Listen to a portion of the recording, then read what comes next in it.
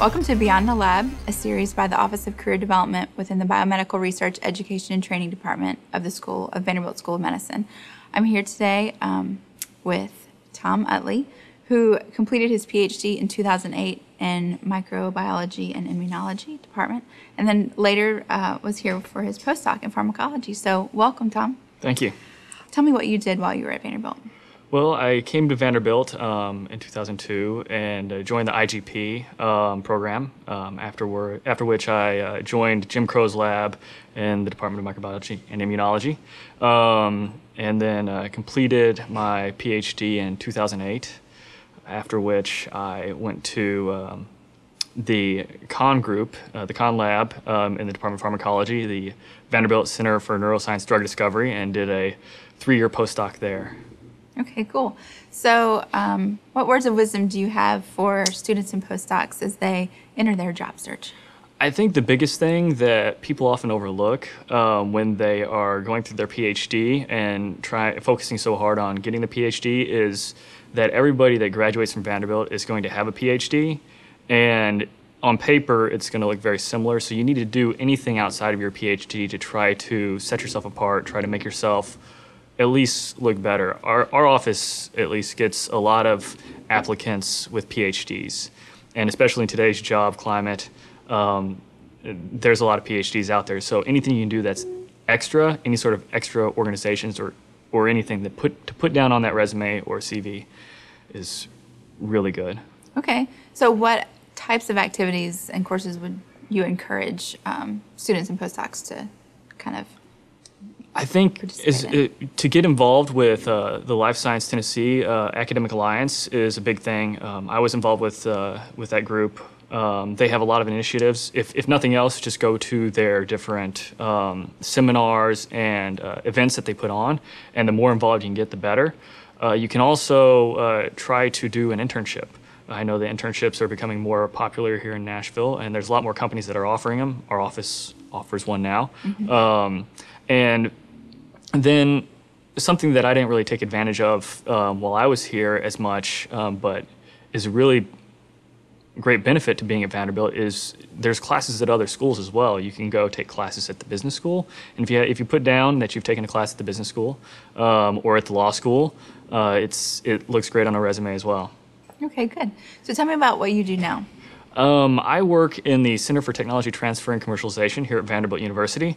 It's essentially, you can kind of think of our office as we have several different roles that we play. We are a service organization. We also help manage Vanderbilt's intellectual property, and we help commercialize that. And we also are part education outreach, trying to educate faculty and staff about intellectual property and commercialization of that.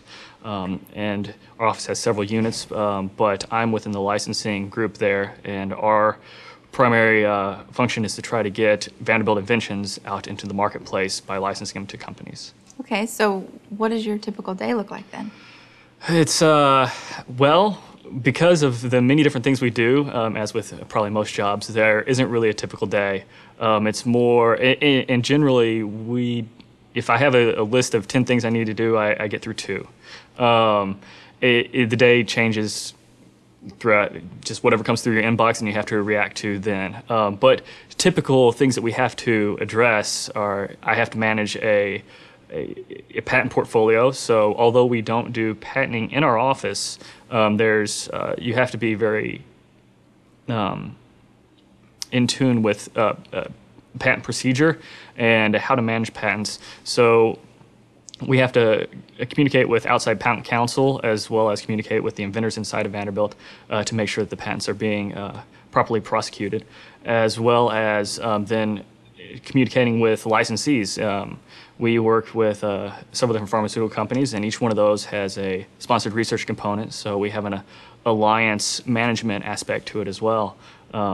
Keep making sure that those are continuing to move forward. Then there's also the education outreach that I mentioned, where we'll come onto campus and give talks about either our office, commercialization, startup companies, or just patents in general. Okay. So how is this job a good fit for you? I think it's a good fit for me because it allows a kind of 10,000-foot view on science in general. I love science. I didn't go to get my PhD because I didn't like it. I always knew I wasn't going to stay at the bench and become a PI. But this allows me to stay in science and kind of see the results without actually being at the bench. And it also allows me to wear a lot of different hats. It allows me to wear the hat where I am the alliance manager, or where I am managing intellectual assets, where I'm helping to decide on different inventions, which ones we want to invest in further, as well as working as a negotiator and kind of the psychology that goes into that whenever we're trying to negotiate an actual license with the company. And in a typical pharmaceutical company, those different responsibilities would be split up over 4-5 different jobs. So it gives me leeway to do a lot of different things and learn a lot of different aspects. Okay. So what skills from your PhD training do you use now in your job? Well, there's both very direct and then indirect things I think that I learned from my PhD that I've been able to apply to my current job. The obvious one is science. We work with inventors every day, and we have to understand the science, or at least understand it enough to know what questions to ask, and where there may be gaps in the science for determining what inventions are ready for the marketplace, what are not quite ready for the marketplace. And also it helps you identify within a certain invention what the product actually is when you're able to understand the science behind it. I think some that people overlook sometimes are when you're in a PhD program, you learn public speaking very well there's nothing probably harder than presenting to some critical scientists your research and being able to answer those questions. And then also being able to manage your own thesis project. Management of time, management of your own resources, and being able to work both individually and then, especially since Vanderbilt is such a collaborative environment, being able to work within a group as well. A lot of business is done within groups, so you're not a silo, and you have to be able to work well with others. And you learn that, at least within Vanderbilt, you do. Okay. So you did have a postdoc here at Vanderbilt. In your role, is a postdoc required, or is it kind of a great thing to have, or what do you think? A postdoc is not required for our role, and there's several people that have came into our office, or two of them came into the office after me in the entry-level position that have not had postdocs. Okay. I think you need something else now as opposed to a postdoc. I think that if you can come in with, like I was mentioning, any sort of additional thing you can add to that resume is beneficial, because it used to be, I would say, probably a lot easier to get in tech transfer than it is today. So there's a lot more demand, and so anything you can add to it. The postdoc, I took my postdoc because I always had the idea that I was going to go into industry, into a pharmaceutical company. That was my initial plan. And when I graduated, got my PhD, I didn't see a lot of companies hiring. What I did see was right next to me, in the building next to me, a great drug discovery group where I applied for a postdoc to try to get experience in what is considered essentially an industry environment without actually being in industry. Okay. So what steps did you take to get your job now that you have? I took several steps, and I probably should take a step back and kind of mention how I got introduced to the tech transfer office, because I don't think a lot of people understand exactly what a tech transfer office does, and I didn't either. Myself, along with several other students, helped create the first Tech Venture Challenge, and it's a business plan competition that several people hopefully are becoming familiar with and will continue. But in the creation of the very first one, we went through a lot to try to get that set up here at Vanderbilt, and we worked with the Tech Transfer Office on that. And through working with the Tech Transfer Office on that, I got to know many people within the office, and I found out that the director they were going to hire a new director to the Tech Transfer Office. So the first thing we did was our research on him to try to figure out who it was, learned a little bit about him, and we found out that he was coming to campus, or well, not to campus, he's coming to Nashville for a conference. So I I paid for the registration for the conference. I took the days off from work here at Vanderbilt, and I went and I made sure that I met him. And that probably didn't do too much because everybody wanted to meet the new person coming in to lead Vanderbilt's tech transfer office. But then I followed up again with him once after that conference, and then as well once he was here on campus, made sure that went over to meet with him. And then I knew that he was expanding the office, so just kept an eye and made sure when the jobs were posted that I was able to apply for them. And also my networking within the office helped as well, because when the jobs were posted, some of the people I had networked with let me know that they were there, and so that helped as well. Good. Okay, so you're not unfamiliar to networking. How do you define networking? I think networking is any way you can try to expand your personal connections with other people. And I think that it's a tough skill for scientists. It didn't come natural to me. But I think there's several tricks that you can probably do. The one that I found when I was first starting to help out was sometimes, if you're at a networking event, everybody's there. Everybody wants to meet people. I think that's overlooked sometimes when you're in your head.